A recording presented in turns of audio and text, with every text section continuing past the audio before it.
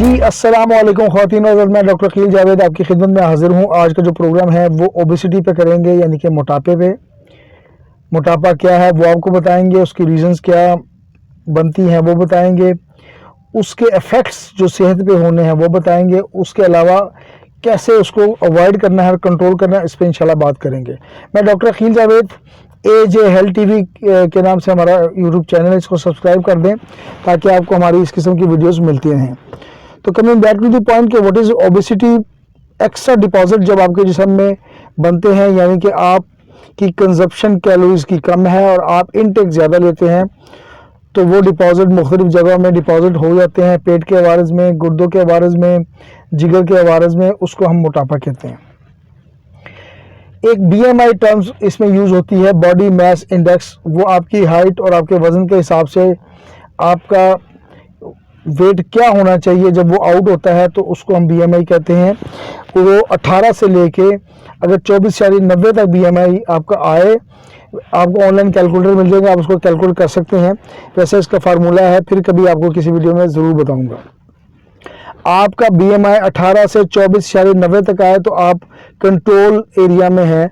अगर 22 के 23 आए तो बड़ा आइडियल है, लेकिन अगर ये 30 के करीब आए, यानी कि 29.90 से ज़्यादा आए, तो फिर आप ग्रेड 1 में हैं। और 24.90 से ऊपर आए तो आप ओबीज़ हैं। इसी तरह 24.90 से ऊपर आए, यानी कि 30 आ जाए तो आप ग्रेड 1 में हैं, 35 आ जाए ग्रेड 2 में, और 40 आए तो ग्रेड 3 में, जो कि बहुत ख़तरनाक वजह हो सकती है। इसकी रीजंस पे बात करेंगे। रीजंस में पुअर डाइट होती है। पुअर डाइट का ये मतलब नहीं कि आप कम डाइट लेते हैं। पुअर डाइट का मतलब ये होगा कि आप जो डाइट लेते हैं वो बैलेंस नहीं है, उसमें फाइबर्स नहीं है, उसमें प्रोटीन नहीं है, या जिस्म के लिए दूसरे ज़्यादा चाहिए, एक ही किस्म के आप कढ़ाई पे कढ़ाई बनते जा रहे हैं, जंक फूड खाते जा रहे हैं, बर्गर खाते जा रहे हैं, तो उसको हम पुअर डाइट का नाम देते हैं। उसके बाद लैक ऑफ फिजिकल एक्टिविटी होती है कि बिल्कुल खाया पिया और बस बैठे रहे, कोई एक्टिविटी नहीं है, उसकी वजह से भी ये मसले हो सकते हैं।